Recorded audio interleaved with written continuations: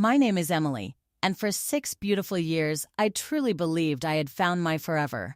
I still remember the day Mark and I moved into our little 2-story house on Maplewood Lane. The paint was fresh, the backyard smelled like jasmine in the summer, and every room echoed with our laughter as we unpacked boxes. I was 32, he was 35, and the world felt like it had finally aligned just for us. Mark was the kind of husband most women dream about. Tall, warm-eyed, with a gentle laugh that could pull me out of any bad mood. He worked as a senior project manager at a respected construction firm, while I taught literature at the local community college. Our life wasn't flashy, but it was full. Friday date nights at our favorite Italian place, Sunday morning coffee on the porch, and quiet evenings where he'd rub my feet while I graded papers. We had plans. Big, beautiful plans. We were going to start trying for a baby after his next promotion. We talked about turning the spare room into a nursery with soft yellow walls and a rocking chair by the window. Mark would kiss my forehead and whisper, "I can't wait to be a dad with you, Em. You're going to be the most incredible mother." Those words made my heart feel too big for my chest. His mother, Margaret, had always been part of our life, but in those early years, I genuinely liked her. She was a widow in her late 60s, elegant and strong-willed. The kind of woman who still hosted Sunday dinners like it was her sacred duty. She lived about 20 minutes away in the big family house Mark grew up in. Sometimes I'd catch her watching us with a soft smile, and I thought it was pride. I thought she was happy her only son had found love.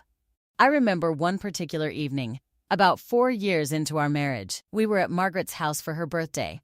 The table was set with her fine china, candles flickering, and Mark's arm was around my waist as he proudly told his mother, "Emily's the best thing that ever happened to me, Mom. I'm the luckiest man alive."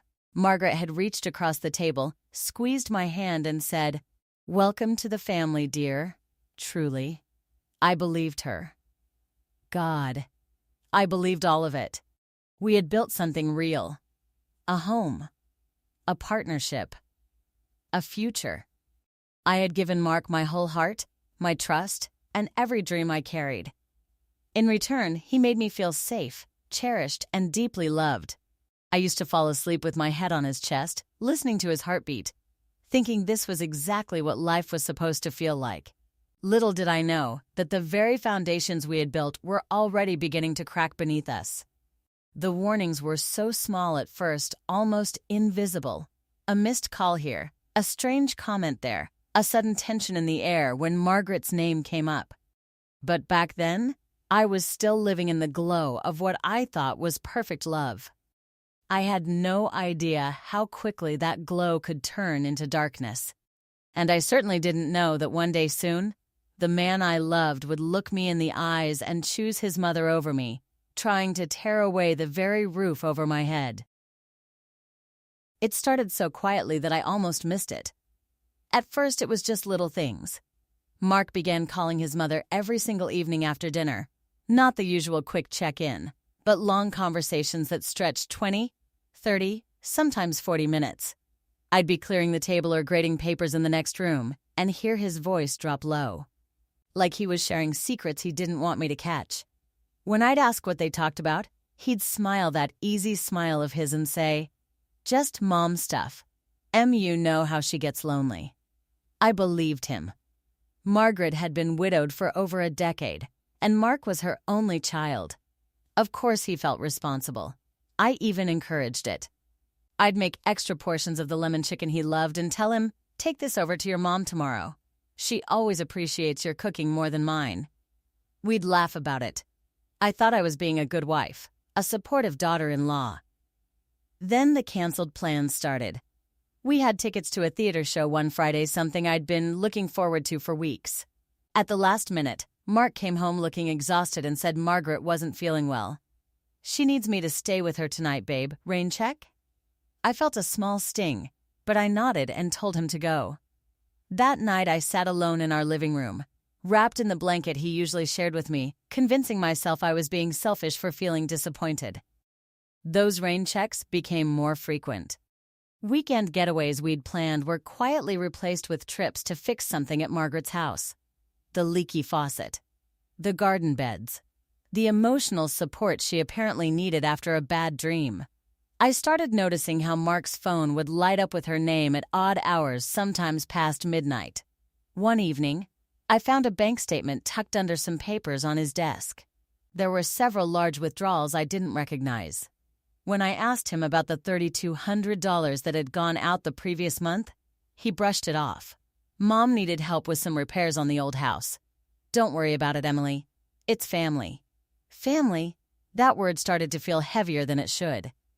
I tried talking to him about it one night while we were lying in bed. I turned toward him, tracing a finger along his arm the way I always did. Mark, I love how close you are with your mom, but I miss us. We barely have time for each other anymore. He pulled me close and kissed my forehead. You're my priority, Em, you know that. Mom's just going through a rough patch.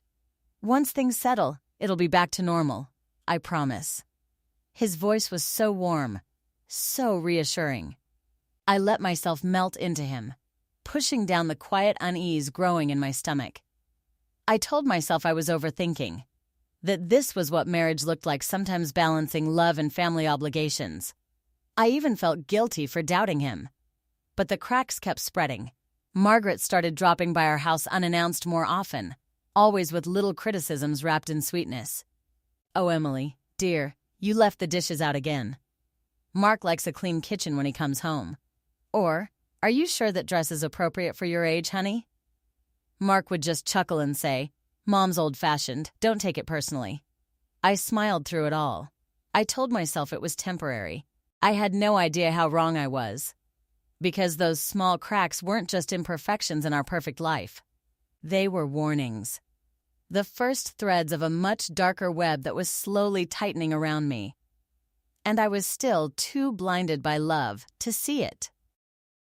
The little cracks I had tried so hard to ignore finally started splitting wide open.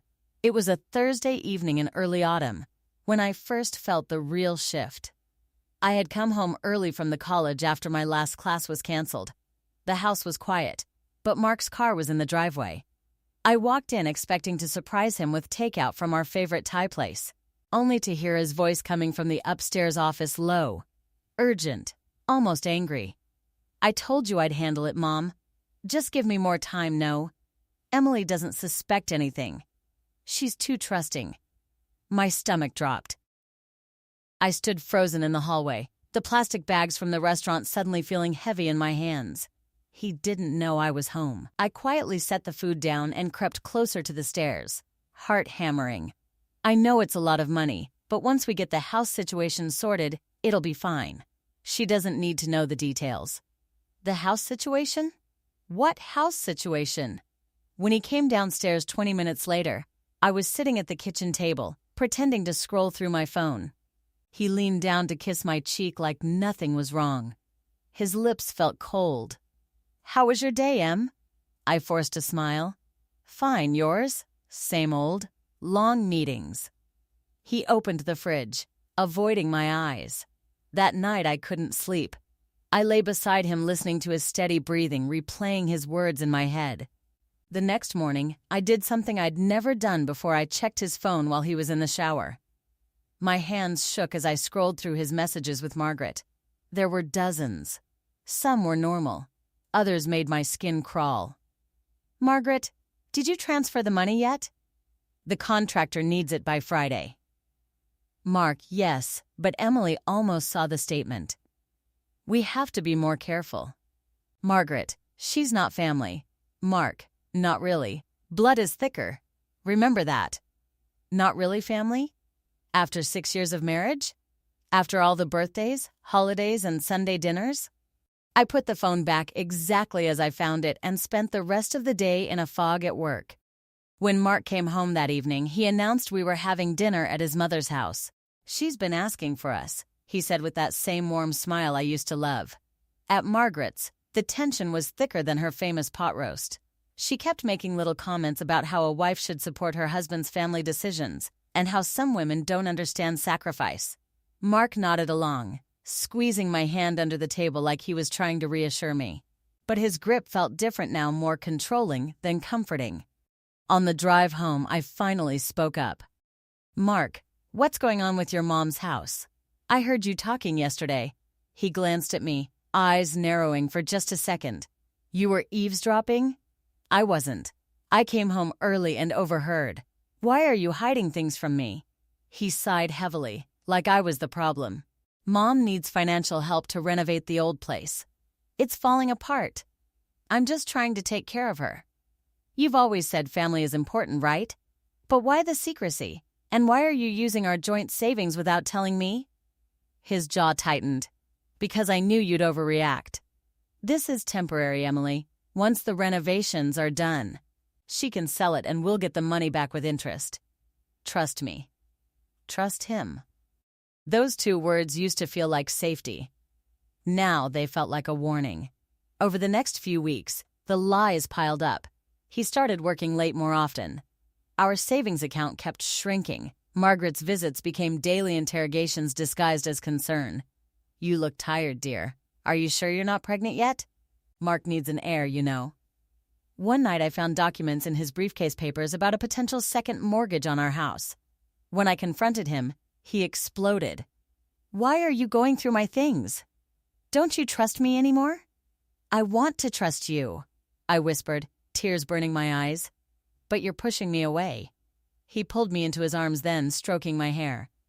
I'm sorry, baby, I'm under a lot of pressure. Mom's health isn't great, and I'm trying to hold everything together. Just be patient with me. Please. For a moment, I let myself believe him again. I clung to the man I married, desperate for the warmth to return. But deep down, something had already broken. The doubt was growing into fear, and the fear was whispering that this wasn't just about helping his mother. It was about something much darker. And I was about to find out exactly how deep the betrayal went. The truth didn't come in a single moment. It came in pieces that shattered me one by one until there was nothing left to hold together. It was a rainy Wednesday afternoon. I had called in sick to work the first time in years because the anxiety had become unbearable. Mark had left for an emergency site meeting, but something in my gut told me not to trust that either. I sat at the kitchen table staring at the folder I'd pulled from the bottom drawer of his desk. My hands were trembling so badly I could barely open it. Inside were documents that made my blood run cold. The first was a letter from a lawyer addressed to both Mark and Margaret. It outlined the steps to transfer ownership of our house, my house, into Margaret's name as part of family estate planning. The second was an application for a second mortgage that Mark had already signed. And the third was a draft divorce petition. My name was listed as the respondent. The grounds? Irreconcilable differences. The date on the file was 3 weeks earlier. I read it again. And again. The words blurred through hot tears. But the worst part was the handwritten note clipped to the back. In Margaret's elegant cursive, Mark, it's time. She's been nice, but this house belongs to our family.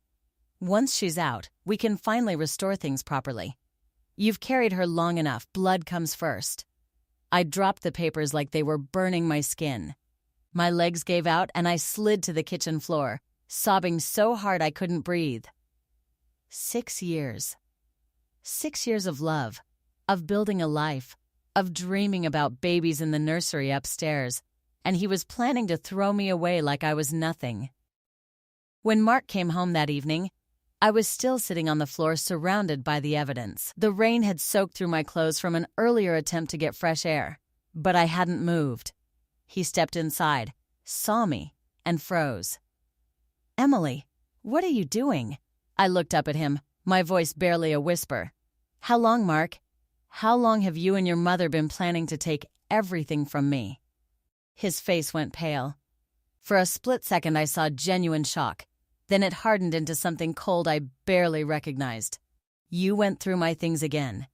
You're trying to evict me from my own home. I screamed, throwing the papers at him. You're divorcing me? After everything? You chose her over me, and you were going to leave me with nothing. He didn't deny it. That was what broke me most. He just stood there, jaw clenched, running a hand through his hair like I was an inconvenience. Mom needs the house, Emily. It's the family home. She's getting older and she wants to live with me. We've been trying to figure out how to do this without hurting you, but you keep making it difficult. Hurting me? I laughed through my tears, a broken, hollow sound. You've been draining our savings for months. You lied to my face every single day. You made me feel like I was crazy for noticing. Mark sighed, as if I was the one being dramatic. This isn't personal. It's practical. Mom sacrificed everything for me. You have your job. You'll be fine. We can do this amicably. Amicably. That word snapped something deep inside me. I stood up slowly, legs shaking, and looked at the man I had loved more than anything. I gave you my entire life, Mark. My trust. My future. My heart. And you were going to put me on the street just because your mother snapped her fingers? For the first time, I saw a flicker of regret in his eyes. But it was too late. He stepped toward me, reaching out. Please, let's talk about this like adults. I slapped his hand away. Don't you dare touch me. Get out of my house. He actually laughed a short, bitter sound. Technically, it's not yours anymore. The paperwork is already in motion. That was the moment my world officially collapsed. I felt the floor disappear beneath me. Everything I had built, every dream, every promise gone. The man I had fallen asleep next to for years suddenly looked like a stranger who had chosen his mother and was willing to destroy me to do it. I don't remember him leaving that night. I just remember curling up on the couch, clutching a pillow that still smelled like him, and crying until there were no tears left. The perfect life I thought we had was never real. And now I was staring at the ruins of everything I loved, completely and utterly alone. But even in that darkest moment, something tiny and fierce began to stir inside my chest. A quiet voice that whispered, "This isn't the end of your story, Emily." I didn't know it yet, but that tiny spark would become the smile they would never forget. The days that followed blurred into a gray, suffocating fog. I barely left the couch. The house that once felt like our warm sanctuary now echoed with emptiness. Mark had moved most of his things out within 48 hours, claiming he was giving me space to process. In reality, he was already staying at Margaret's house, finalizing whatever legal nightmare they had planned. The silence was unbearable. No more Friday date nights, no more Sunday coffee on the porch. Just me, alone with the ghosts of the life I thought we were building. I called in sick again and again until my department head gently suggested I take a leave of absence.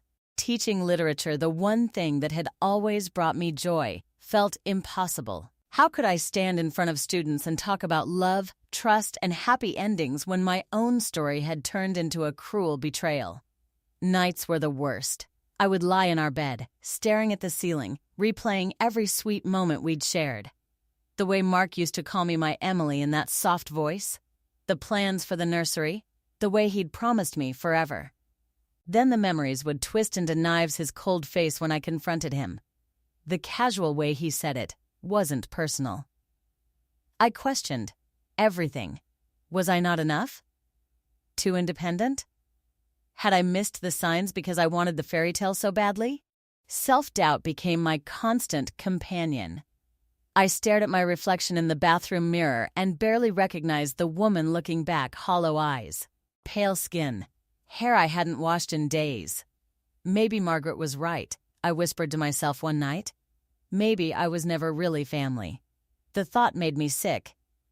Friends tried to reach out, but I pushed them away. I didn't want pity. I didn't want to explain how the man I loved had chosen his mother and tried to evict me from our home. My sister called from out of state, worried after I finally answered. When I told her pieces of the truth, she offered to fly in, but I told her no. I needed to drown in this alone. The financial blows came fast and brutal. Mark froze our joint accounts. The mortgage payment bounced. I received a formal letter from a law firm stating that proceedings were underway to transfer the property. My name was on the deed. But with the second mortgage and Margaret's influence, the odds felt stacked against me. I had some savings in a separate account from my teaching salary, but it wouldn't last long. The threat of homelessness wasn't just dramatic words anymore, it was becoming terrifyingly real. One cold evening, I sat on the front porch steps where we used to drink coffee together, wrapped in his old sweater that still carried his scent. Rain started falling, mixing with my tears. I felt completely broken, shattered, the kind of pain that makes you wonder if you'll ever feel whole again. I had given this man everything: my youth, my trust, my heart, and in return, he and his mother had tried to strip me of my home and dignity. In the darkest hours, I whispered to the empty house, why wasn't I enough? But somewhere beneath the crushing weight of grief and betrayal, that tiny, fierce spark from the night I discovered the papers refused to die. It flickered weakly, reminding me that I was still breathing, still here. I didn't know how I would survive this. I didn't know how I would ever trust again, but as I sat there in the pouring rain, soaked and sobbing, something deep inside me began to shift. The collapse was complete. But the rebuilding, that was about to begin in ways I could never have imagined. I thought the papers I found on the kitchen floor were the worst of it. I was wrong. So terribly wrong. 3 days into my darkest spiral, my sister Rachel finally showed up unannounced. She took one look at me, unwashed hair, wearing the same clothes for the 3rd day, and refused to leave. Emily, you're scaring me. We're going through everything together. That afternoon, fueled by her stubborn love and my own growing anger, we started digging. I gave her the login to our old shared cloud drive that Mark had forgotten to remove. What we found there cracked open the entire rotten foundation. Hundreds of messages, not just with Margaret. There were deleted conversations with a woman named Sophia, his assistant at the construction firm. Photos, hotel receipts, intimate notes that made my stomach turn. They had been seeing each other for over a year. While I was planning our future and dreaming about babies, Mark was building a whole other life behind my back. But the real gut punch came when Rachel found encrypted files hidden in a folder labeled Family Estate. She's always been better with computers. After 2 hours of trying passwords, she used my birthday combined with our anniversary, the one Mark always called our lucky numbers.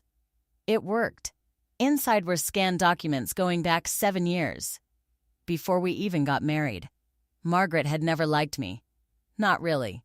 She had pressured Mark to sign a secret prenuptial agreement that heavily favored him, one I had never seen. More damning were the bank records showing Margaret had been transferring large sums into Mark's accounts for years, labeled as loans but with no repayment terms. The house on Maplewood Lane? It turned out Margaret had secretly co-signed the mortgage with Mark before our wedding, using money from her late husband's estate. Legally, she had a hidden claim on it. The worst discovery was a series of audio recordings. Mark had been recording our private conversations for months. In one, I heard him telling Margaret, "Emily's too naive. She still thinks we're building a life together. Once the house is in your name, we can sell it, pay off the debts, and Sophia and I can finally start fresh upstate." My hands went numb. Sophia wasn't just an affair. She was the planned replacement, the woman who would live the life I had dreamed of. Rachel gasped as she played another file. Margaret's voice, cold and calculating. "Darling, you deserve better than that plain little teacher. She could never understand our family. Once she's gone, we'll restore the house the way your father always wanted. No more outsiders." Outsider? That's all I had ever been to them. I sat there on the living room floor surrounded by printed evidence, feeling like my entire marriage had been a long con. The Sunday dinners, the sweet words, the forehead, kisses, all part of keeping me compliant while they drained our resources and prepared my exit. But there was one final twist that nearly broke me all over again. In the deepest folder, I found medical records. Margaret wasn't just getting older. She had been diagnosed with a serious heart condition 2 years ago. Mark had been using our joint savings and taking out loans in both our names to fund experimental treatments and home renovations to accommodate her. Treatments he never told me about. Debt he hid from me. He didn't just choose his mother. He had been slowly sacrificing our future, our potential children, our stability, our home to save her and secure her legacy. And when the debt became too much, the easiest solution was to erase me from the picture. That night, I didn't cry. The tears had finally run dry. Instead, I sat in complete silence, staring at the piles of proof spread across the coffee table. A strange, icy calm settled over me. Rachel touched my shoulder. What are you going to do?" I looked up at her, and for the first time since the nightmare began, the corners of my mouth lifted into a small, quiet smile. "I'm going to make sure they never see it coming. Because now, I knew everything. Every lie, every secret, every calculated betrayal. And with that knowledge came power.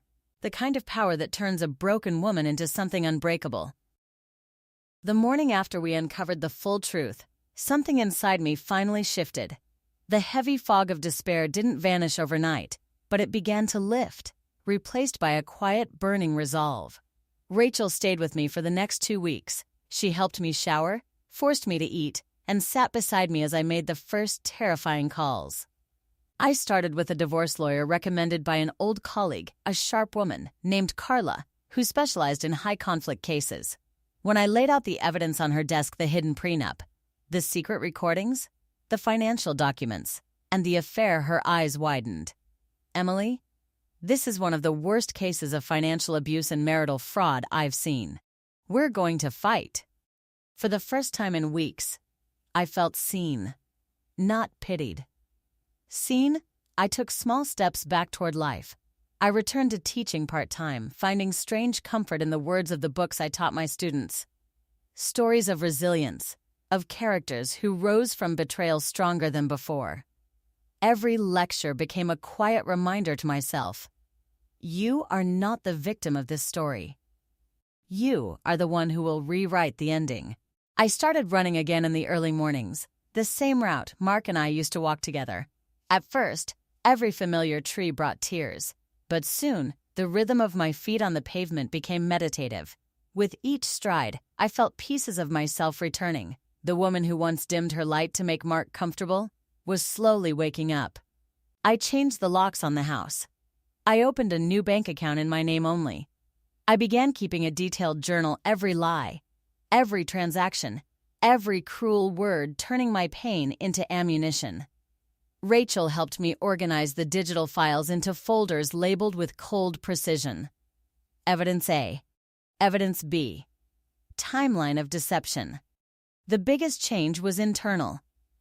I stopped asking why wasn't I enough and started asking, how will I make sure this never happens again? The self-doubt that had nearly destroyed me transformed into a fierce protectiveness over the new Emily I was becoming. I looked in the mirror one evening and whispered, "They tried to break you, but they only made you dangerous." Margaret and Mark tried to reach me. Margaret left voicemails dripping with fake concern. "Emily, dear, this is all a misunderstanding. Come over so we can talk like family." Mark sent texts saying he still cared and wanted to do this the right way. I didn't respond. Their words no longer had power over me. Instead, I began thinking strategically. I met with a financial advisor who specialized in divorce cases. We traced every dollar Mark had moved. I consulted a private investigator who uncovered even more Sophia had already moved some of her things into Margaret's house, preparing for her new role in their family. The more I learned, the stronger I felt. One quiet Sunday afternoon, I stood in the backyard where Mark and I once talked about planting a garden for our future children. The jasmine was still blooming. I touched the leaves gently and made a promise to myself. I will keep this house. I will rebuild my life. And I will make sure they pay for every tear they caused. That was the day the smile returned, not the broken, defeated one from before, but a calm, knowing smile, the kind that hides careful plans and quiet power. I was no longer just surviving. I was preparing. And Mark and Margaret had no idea what was coming. I stopped being the woman who cried on the kitchen floor. I became the woman who planned in silence. Carla, my lawyer, turned our next meeting into a war room. She spread the documents across her long oak table like battle maps. We have financial abuse, attempted marital fraud, hidden assets, and clear evidence of an affair that undermines any claim of good faith, she said, her voice sharp with excitement. But we need to be surgical. One wrong move and they'll try to paint you as the unstable wife. I nodded, my hands steady for the first time in weeks. Tell me exactly what to do. Over the next month, I became meticulous. Rachel and I turned the spare bedroom into an evidence center. Every bank statement, every text message screenshot, every audio recording was dated, labeled, and backed up in 3 different secure locations. I recorded every single voicemail from Margaret and Mark, their fake concern, their veiled threats, their attempts to get me to sign documents without reading them. The private investigator I hired, a quiet man named Victor, delivered his report on a Tuesday afternoon. It was thicker than I expected. Not only had Mark been funneling money to Margaret's renovations and Sophia's lifestyle, but he had also been secretly consulting with a real estate agent about selling our house on Maplewood Lane the moment the divorce was finalized. Sophia had already picked out new furniture for her future bedroom. I stared at the photos Victor had taken Sophia's clothes in Margaret's guest room. Mark's car parked there overnight and felt a cold clarity wash over me. This wasn't just betrayal anymore. This was calculated destruction. I started playing the long game. Instead of confronting them, I began responding to Mark's texts with careful, measured replies. I need time to think, I wrote. Maybe we can meet with lawyers present. I let them believe I was still broken, still hoping for reconciliation. Meanwhile, I was meeting with Carla twice a week, building an airtight case for both the divorce and a separate civil suit for financial misconduct. One evening, Carla looked at me across her desk and said, Emily, you have the option to freeze the joint assets and file for exclusive use of the marital home. We can argue imminent financial harm and emotional abuse. I smiled that same calm, knowing smile that was becoming my armor. Do it. The paperwork went in quietly. Mark received notice while he was at Margaret's house. I heard later from a neighbor that he had stormed out yelling, Good. Let them feel a fraction of the panic they caused me. I also started protecting myself financially. I applied for a small personal loan using my teaching income and excellent credit history before they could damage it further. I updated my will. I even began quietly looking at long-term options in case the worst happened with the house, though I was determined not to lose it. But the most satisfying part was the emotional preparation. Every night I practiced what I would say when the moment came. I stood in front of the mirror and rehearsed keeping my voice steady, my eyes clear. I visualized their faces when the full weight of what they had done landed on them. Not screaming, not crying, just the quiet, devastating truth delivered with dignity. Rachel watched me one evening during one of these practice sessions. You're kind of terrifying now, she said with a half smile. In the best way. I turned to her, the smile still on my lips. They tried to erase me, Rach. I'm just making sure they understand that I'm still here and I'm not going anywhere. The tension was building like a storm on the horizon. Mark's texts grew more frantic. Margaret showed up at the house twice, demanding to speak to me, but I refused to open the door. I could feel them losing control of the narrative they thought they had written. Everything was falling into place. The evidence was ironclad. The plan was set. And soon, very soon, I would walk into the confrontation I had been preparing for, with my head high and that quiet smile on my face, the one that told them everything they needed to know. Their perfect little scheme was about to collapse, and I was going to be the one holding the match. The first crack in their armor appeared on a Tuesday morning. I was sitting at the kitchen table with a fresh cup of coffee when my phone lit up.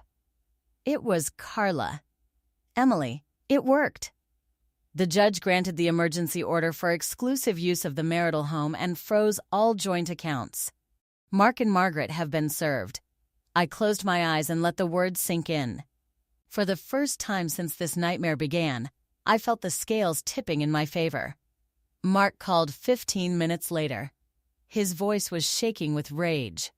"What the hell have you done, Emily? You froze everything?" Mom's medical bills are due and the renovation contractors are threatening to sue me. I kept my voice calm and even. You should have thought about that before you tried to steal my home and drain our savings for your mistress and your mother's schemes. There was a long silence. When he spoke again, the confident man I once knew was gone. This is insane. You're blowing this way out of proportion. Mom needs that money. We can still fix this if you just drop the legal nonsense. I smiled into the phone, even though he couldn't see it. No, Mark. You don't get to fix this. Not anymore. Margaret showed up at the house that same afternoon, pounding on the door like she owned it. I watched her through the living room window, her perfectly styled hair slightly out of place, her face flushed with anger. I didn't open the door. Instead, I recorded her shouting from the porch, "Emily, open this door right now. This is family property. You're destroying my son's life." Her words only strengthened my resolve. The next few days brought more small victories. Victor, my private investigator, sent new photos showing Mark arguing heatedly with Sophia in a parking lot. Apparently, the new life they had planned was already cracking under pressure. The frozen accounts meant Mark couldn't keep up the lifestyle he had promised her. She stormed off while he stood there looking lost. At work, I started smiling again, a real one this time. My students noticed the change. One of them even said, "Professor, you seem lighter lately." I was. Every piece of evidence Carla submitted made me feel more solid, more grounded in my own power. Mark tried one last desperate move. He showed up at the college parking lot after my last class, looking exhausted and disheveled. The man who once wore crisp shirts and carried himself with quiet confidence now had dark circles under his eyes. Please," he said, reaching for my arm. "I made mistakes. I know that. But Mom's health is declining fast. If you force this, it could kill her. Do you really want that on your conscience?" For a second, the old Emily, the one who always tried to keep the peace, flickered. Then I remembered the recordings. The secret prenup. The way they planned to toss me onto the street. I stepped back, looked him straight in the eyes, and said softly, "You chose her. Mark, now live with that choice." As I walked away, I felt the momentum shifting. He was losing control. Margaret was panicking. Sophia was pulling away. And I was no longer the broken woman crying on the floor. I was becoming the storm they never saw coming. But this was only the beginning of their fall. The real confrontation was still ahead, and I could feel it gathering like thunder on the horizon. They had no idea how much further this would go. The day of the mediation finally arrived. Carla had arranged it at a neutral conference room downtown, but I knew this wouldn't stay civil for long. I walked in wearing the deep blue dress I'd bought the week before, the color of quiet strength. My hair was pulled back neatly, makeup subtle but polished. I carried a folder thick with evidence, and something far more powerful: absolute clarity. Mark and Margaret were already seated when I entered. Mark looked exhausted, his usual confident posture slumped. Margaret sat ramrod straight, lips pressed into a thin line, her designer handbag clutched like a shield. Sophia was nowhere to be seen. Smart girl, she had apparently started distancing herself the moment the money dried up. Carla sat beside me. The mediator, a calm older man named Mr. Reynolds, began speaking, but I barely heard him. My eyes were locked on Mark. He tried to start with the same tired script. "Emily, we all want what's best for everyone here. Mom's health." I raised my hand gently, stopping him. Then I smiled. That calm, knowing smile I had practiced in the mirror so many times. The one that said everything without saying a word. "I think it's time we stopped pretending," I said, my voice steady and clear. "This isn't about what's best for the family. This is about what you and your mother tried to do to me." I opened the folder and began laying out the documents one by one on the table. The hidden prenup, the secret recordings, the financial transfers, the messages planning my removal, the photos of Sophia's things already moving into Margaret's house. Every piece of evidence landed with the weight of a hammer. Margaret's face went pale. This is outrageous. These are private family matters, private? I interrupted, still smiling softly. You recorded my private conversations with my husband. You plotted to take my home while I was still living in it. You called me an outsider for 6 years while I welcomed you into my life with open arms. Mark reached for my hand across the table, his eyes desperate. Em, please. I was confused. Mom was pressuring me. I made terrible mistakes, but I still love you. The words that once would have broken me now slid off like rain. I pulled my hand back gently. You don't love me, Mark. You loved the version of me that stayed quiet, the one who never questioned where the money was going or why you were always at your mother's house, the one you planned to discard once she was no longer convenient. I played the most damning audio recording on my phone. Mark's voice filled the room. Once she's out, Sophia and I can finally start fresh. Margaret's reply followed. She could never understand our family. The mediator's eyes widened. Margaret looked like she might faint. Mark's face drained of all color. I leaned forward slightly, voice low, but filled with years of suppressed pain. You tried to leave me homeless. You drained the savings we built together for your mistress and your mother's house. You chose blood over vows. And you did it all while kissing me goodnight and telling me I was your forever. Tears welled in Mark's eyes. I'm sorry, Emily. I'm so sorry. I'll fix this. We can stop the divorce. I'll send Sophia away. Mom, tell her Margaret cut him off sharply. Don't you dare beg, Mark. We did what we had to do. This woman was never going to give you the life you deserve. That was the moment the mask fully slipped.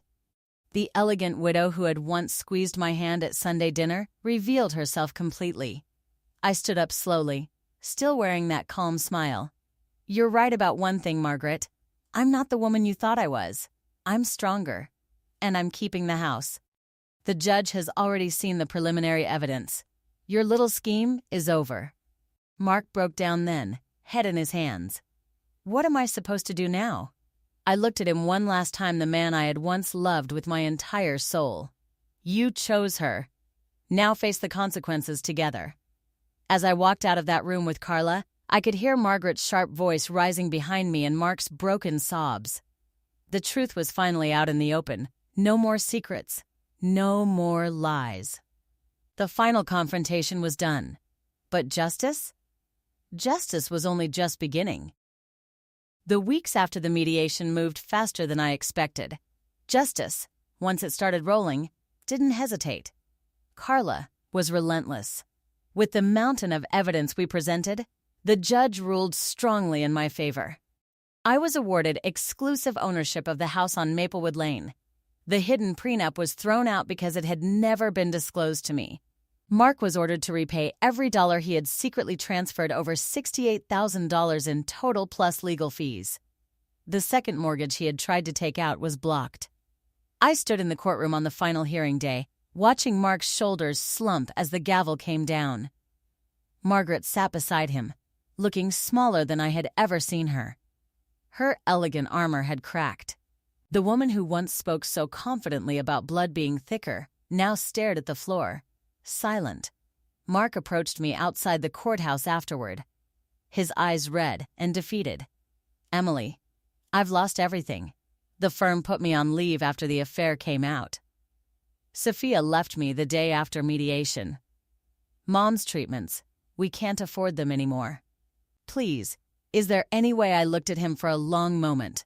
The man I once loved was gone. In his place stood someone broken by his own choices. I felt a strange mix of sadness and peace. No, Mark, I said gently. There isn't. You made your choice when you decided I was disposable. Now you get to live with it. Margaret never apologized. She simply turned away and let her son guide her to the car. I watched them drive off, feeling the final weight lift from my chest. Back at the house, I walked through every room slowly. The nursery that never was. The kitchen where I had once cried on the floor. The bedroom where I had discovered the recordings. Each space hurt, but each space also felt like it was becoming mine again. Rachel helped me repaint the walls a soft, peaceful cream. We planted new flowers in the backyard, bright, resilient ones that bloomed even after harsh weather. I changed the locks one last time, not out of fear, but out of ownership. The financial settlement gave me breathing room. I paid off the legitimate part of the mortgage and started a small savings fund for my future. I returned to teaching full-time, and my students welcomed me back with warmth I hadn't felt in months. One afternoon, a young woman in my class stayed after to say, "Professor, whatever happened, you seem stronger now." It's inspiring. Her words made me tear up in the best way. Closure didn't come all at once. Some nights I still woke up reaching for Mark, only to remember everything. But those nights grew fewer. I started therapy and began opening up to friends I had pushed away. I even went on a quiet coffee date with a kind colleague from the English department. Nothing serious, just proof that my heart could still feel safe again someday. Mark and Margaret faced more consequences in the following months. The construction company launched an internal investigation into the misused funds. Margaret's house renovations were halted. They had to sell some of their family assets to cover the court-ordered repayments. I didn't gloat. I simply lived. One evening, as the sun set over the backyard jasmine I had fought so hard to keep, I stood on the porch with a warm cup of tea. The same porch where Mark and I once dreamed. I smiled softly, not the vengeful smile of battle, but a real, peaceful one. I had reclaimed my home, my dignity, my future. Justice had been served, not with cruelty, but with truth and resilience. And as the sky turned gold, I whispered to the quiet evening air, "I survived you. And I'm going to thrive because of it." The chapter of betrayal was finally closing, but a new, brighter one was just beginning to open. The house on Maplewood Lane finally felt like home again, my home. Months had passed since the court ruling, and with each season I felt myself blooming alongside the jasmine in the backyard. The walls we had repainted now held new memories, late-night reading sessions with Rachel, weekend brunches with friends I had slowly let back in, and quiet evenings where I danced alone in the living room to old songs that no longer made me cry. I returned to teaching full-time with a passion I hadn't felt in years. My literature classes became more alive because I understood the stories on a deeper level: the pain of betrayal, the courage of starting over, the quiet strength of choosing yourself. Students lingered after class to share their own struggles, and I listened with an open heart. I was no longer just their professor. I was living proof that broken women can rebuild. Therapy helped me unpack the layers. I learned that loving someone doesn't mean losing yourself. I forgave the version of Emily who had ignored the red flags out of fear of being alone, not because what Mark did was okay, but because holding on to anger would only keep me chained to the past. Rachel visited often. One sunny Saturday, as we planted herbs in the garden, she looked at me and smiled. "You're glowing, Em," not the fake smile you had at the end. A real one. I laughed softly. It took almost losing everything to find myself again. I wasn't in a rush to date seriously, but I allowed myself to enjoy coffee with Daniel, the kind colleague from the English department. He was patient, respectful, and made me laugh without trying to fix me. For the first time, I could imagine a future where love didn't require me to shrink. The old nursery room became my reading nook, filled with books, a comfortable chair, and soft lighting. No more ghosts of unborn children, just space for new dreams. Mark and Margaret faded into the background of my life.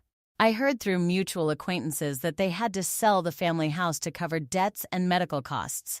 Mark was working a lower position at another firm. Margaret's health had stabilized, but their relationship had become strained under the weight of consequences. I didn't wish them harm, but I also didn't carry their burden anymore. Standing on the porch one golden evening, the same porch where everything had once fallen apart, I breathed in the jasmine-scented air and felt profound peace. I had survived the deepest betrayal. I had protected my home, reclaimed my dignity, and discovered a strength I never knew I possessed. The smile I wore now wasn't hiding a plan for revenge, it was the quiet glow of a woman who had chosen herself and won. Healing isn't forgetting. It's remembering what happened and still choosing to live fully anyway. I was finally free. Looking back, I realized the smile they saw that day wasn't arrogance or madness. It was the first spark of a woman who refused to be erased. Mark chose his mother. He tried to leave me with nothing. But in trying to destroy me, they accidentally set me free. They taught me that real love doesn't make you question your worth. Real family doesn't plot behind your back. And real strength isn't loud, it's the quiet decision to rise when everything around you is crumbling. If you're listening to this, and you're in the middle of your own darkness, if someone you trusted has betrayed you and tried to take your peace, your home, or your future, I want you to remember this. Your smile matters. Your worth doesn't disappear when someone chooses someone else. The pain is brutal, but it is not permanent. You are not disposable. You are not an outsider in your own life. Hold on. Gather your evidence. Rebuild quietly. And when the time is right, let that calm, knowing smile return. Because the best revenge isn't cruelty, it's becoming the woman they could never break. I kept my home. I reclaimed my heart. And I found a life more beautiful than the one I lost. They chose her. I chose me. And that, more than anything, was everything.